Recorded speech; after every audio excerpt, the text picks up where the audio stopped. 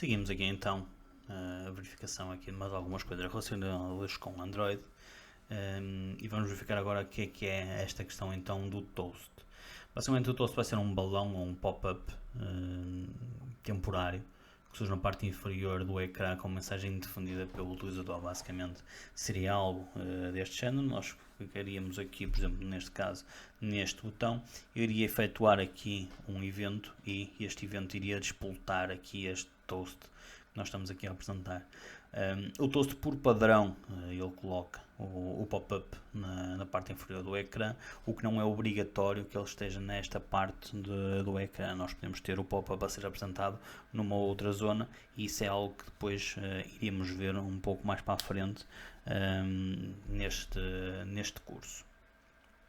Em relação ainda ao toast, o toast tem aqui várias partes que o constituem.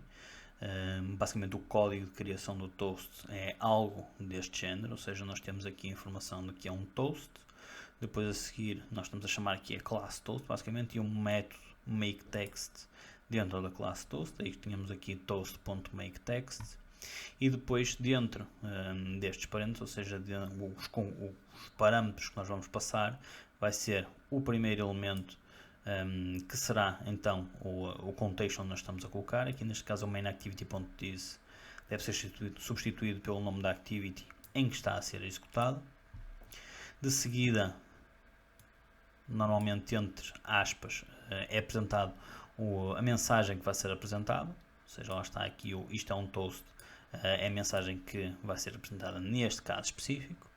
E depois temos aqui o toast length long ou length short, que é este passo aqui à frente, ou este parâmetro aqui à frente, que nos permite nós identificarmos se o toast vai ser apresentado mais rapidamente ou manter-se no ecrã durante mais algum tempo. O toast short ele está apresentado no ecrã durante cerca de 1 segundo, enquanto que o length long fica durante cerca de 3 segundos. É essa a principal diferença entre nós estamos a utilizar o short ou o long. Muito importante não esquecer sempre no final um ponto show para o toast ser apresentado ao utilizador. Caso contrário, o toast não será apresentado, será apenas criado e armazenado e não apresentado ao utilizador.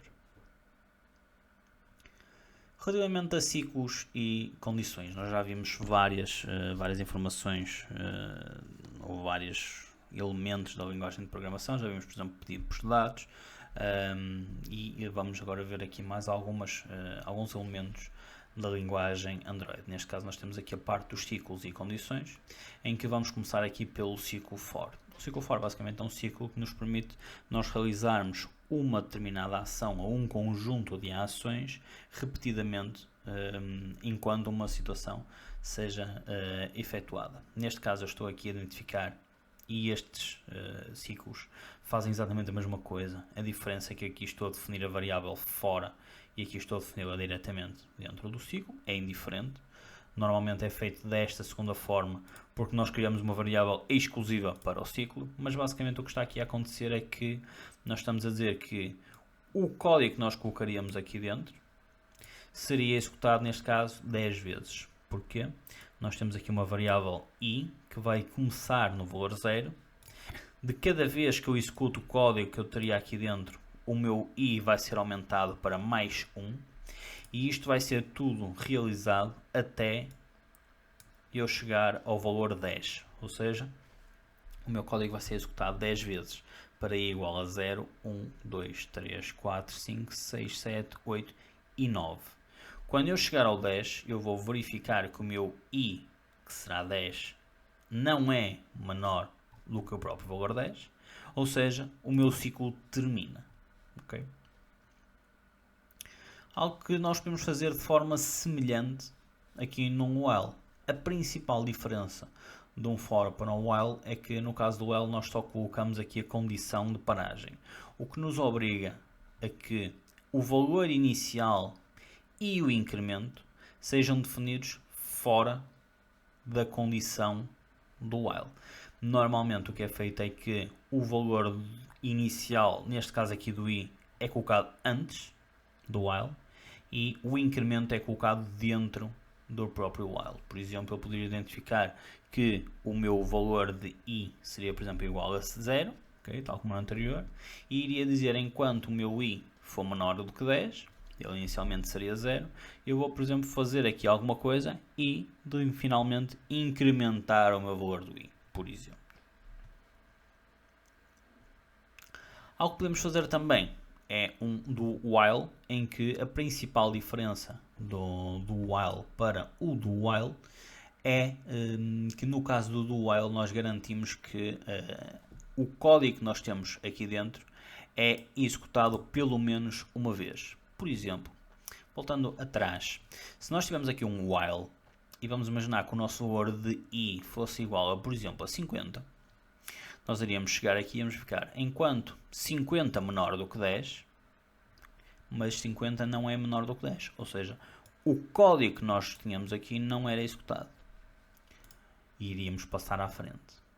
No caso do while, o meu i seria igual a 50, eu iria chegar aqui a fazer um do, iria executar todos os comandos e só no final é que iria verificar. 50 é menor do que 10? Não. Como o 50 não é menor que 10, eu executei este código apenas uma vez. Ou seja, nós conseguimos garantir que há pelo menos uma execução do nosso código e só depois, só no final, é que é feita a validação acerca do mesmo. Em relação às condições, nós já vimos e já aplicamos as condições um bocadinho em vídeos já anteriores. Por exemplo, aqui neste caso, nós estamos a fazer aqui uma condição simples, ou seja, estamos a fazer aqui um if i maior do que 10, ou seja, se o valor do if for maior do que 10, ele vai fazer aqui alguma coisa. E podemos ter outras variantes das nossas condições. Por exemplo, aqui neste caso, aqui um if, em que caso esta condição não seja verdade, eu tenho aqui um else em que ele vai fazer então a outra condição, ou seja, caso o if for maior do que 10, ele executaria o código que estivesse aqui neste conjunto. Caso contrário, caso o if fosse 10 ou abaixo de 10, eu iria executar todo este código. Podemos ainda fazer aqui outras validações ou outras condições intermédias. Por exemplo, aqui neste caso, se o i for maior que 10, eu vou colocar aqui este caso. Caso contrário, se ele for maior do que 5, então vai executar aqui uma outra condição. Caso contrário, vai fazer então a condição final. Podemos também conjugar aqui condições dentro do nosso elemento, ou seja, neste caso, se o i for menor ou maior do que 10 e menor do que 20, ou seja, se ele tiver entre 10 e 20, ele vai fazer aqui uma determinada condição ou determinadas instruções.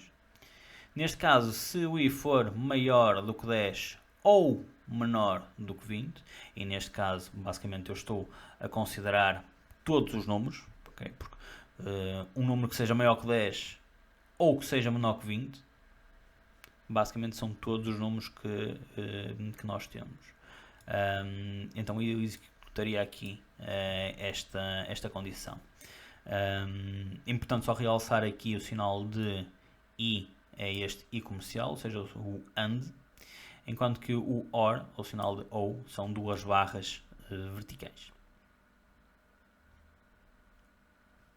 Podemos ainda utilizar aqui uma estrutura de switch case. Por exemplo, aqui neste caso, nós temos aqui novamente aqui uma variável i, em que temos aqui os vários cases. Case 1, case 2, case 3, em que caso o valor do i seja 1, eu vou fazer esta informação. Caso seja 2, eu vou fazer esta. Caso seja 3, eu vou fazer esta. Em todos os cases, nós temos que colocar um break no final para dizer que quando eu termino esta execução deste case, eu quero saltar fora do meu switch. O que seria considerado o else final é identificado aqui como sendo o default. Ou seja, esta estrutura é algo muito semelhante a esta estrutura que nós temos aqui em baixo, em que nós temos aqui várias condições e depois temos uma condição final, em que aqui lá está, teríamos aqui várias condições, case 1, case 2, case 3, e depois aqui uma condição final com o default. E temos aqui já mais alguma informação acerca desta parte, tanto do toast como é que conseguimos mais aprofundadamente ver esta parte de ciclos e condições. Qualquer dúvida, deixa nos comentários, subscreva o canal e até ao próximo vídeo.